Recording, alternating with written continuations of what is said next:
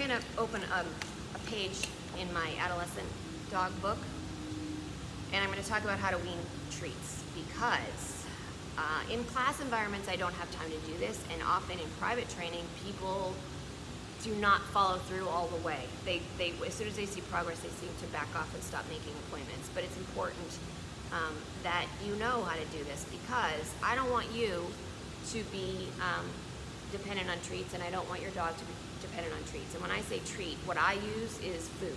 I use dog food and meat. So I'm not a fan of store-bought treats. I call it a treat.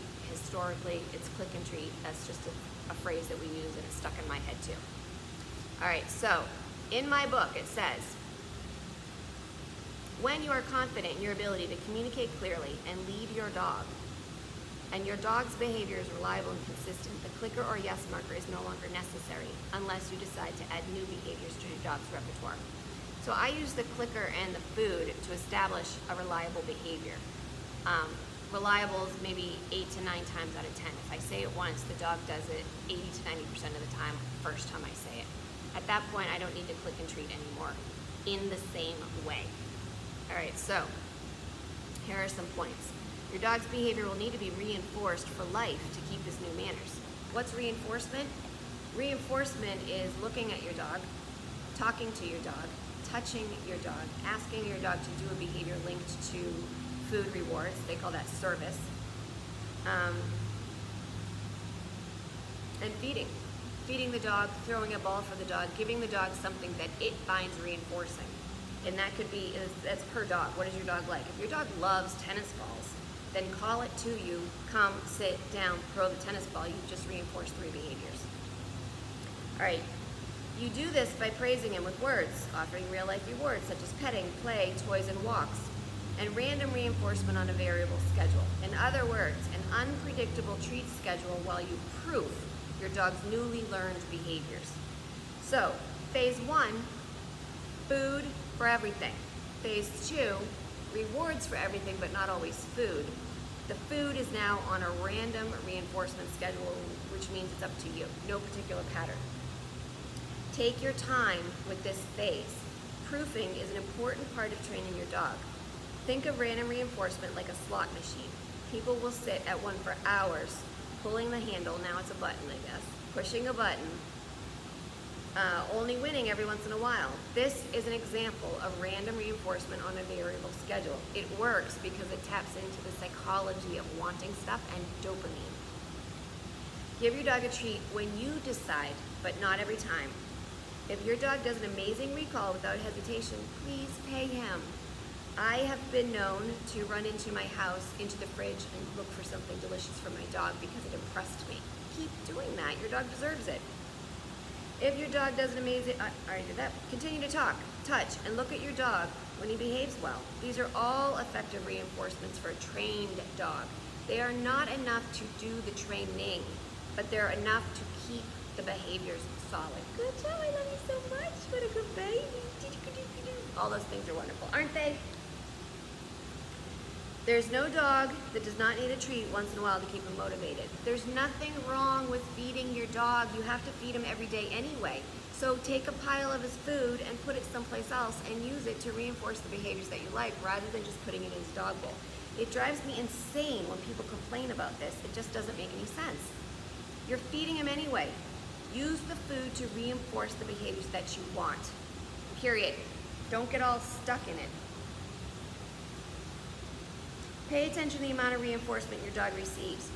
If you call your dog 100 times and you don't give him anything, you're going to decrease the likelihood that that really good recall is going to continue. So make sure that you pay him at whatever rate he needs to find that behavior still highly reinforcing. All right, so here is the technical part, okay? The first stage of learning is called acquisition. This is the process of learning a brand new behavior. This is when I click and reward every time the behavior happens. So sit, click treat, sit, click treat, sit, click treat. Usually somewhere around 10, I don't know, 10 a day for maybe 10 days would be great, something like that. I think there's standards somewhere between 150 and 1,000 clicks. It's pretty variable. You know when your dog has learned something because he's pretty reliable. He understands the cue, and so do you. That's good enough. This can be achieved in a very short time, in a day, in a week. The treat schedule is one treat for one behavior. The second stage is called fluency. This is when a behavior is considered reliable or known. The dog no longer needs a clicker or a marker word and performs the behavior pretty reliably. That's about the 80 or 90%. Fluency can be achieved very quickly under low distractions, but takes longer in high distractions.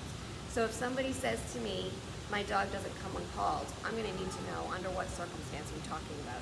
Very often you can get that a come when called within an hour inside your house, but if you go to a dog park, it might take you weeks or months.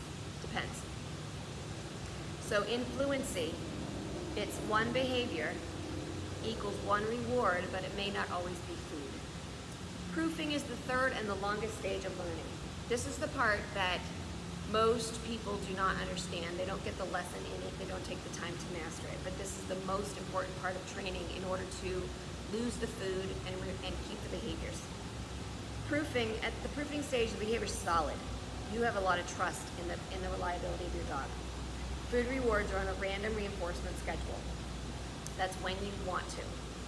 Only the best, the fastest, and the most difficult responses are rewarded with food. So that would mean your dog does it in your kitchen, you smile at it. The dog does it in a dog park, you pay it with food or a ball or something really highly reinforcing. This can be achieved in weeks or months or as a goal. So a question I get often is, how long will it take you to train my dog? I don't know. I don't know you. I don't know your dog. I don't know how old it is. I don't know its history. I don't know how many times you're going to practice between appointments. I don't know. There's no such ability to answer this question. I would rather you say, if I want my dog to come when called 100% of the time, what am I looking for to know when I've achieved the goal? Okay? So it's not so much about how many treats or how many reps or how often each day do I practice. It's about, have you achieved the goal that you wanted? Then you've done training. There you go. All right, so the treat schedule is many behaviors equals no reward, a life reward, or a treat for the best, the fastest, or the most difficult. So you're really using that food very specifically for really high level behaviors. The last phase is called maintenance. Once you've achieved the first three, you go on maintenance for life. Behaviors are what I call trained. So trained means you ask it once and it does it almost every single time. I say almost because I leave room for a couple of things that nature demands. If your dog does not feel safe, it's not going to listen to you. If your dog has a basic need such as peeing or pooping, it's hot, it's cold, it's thirsty, it's sick, those are things that are going to take precedence over training, because training is a human-based way of communicating with the dog, telling it what you want, but nature will always dictate the dog. Nature dictates humans too, we just don't like to think about it. So trained behaviors mean if the dog is safe and all the dog's needs are met, that I should expect the dog to do what I told it to do.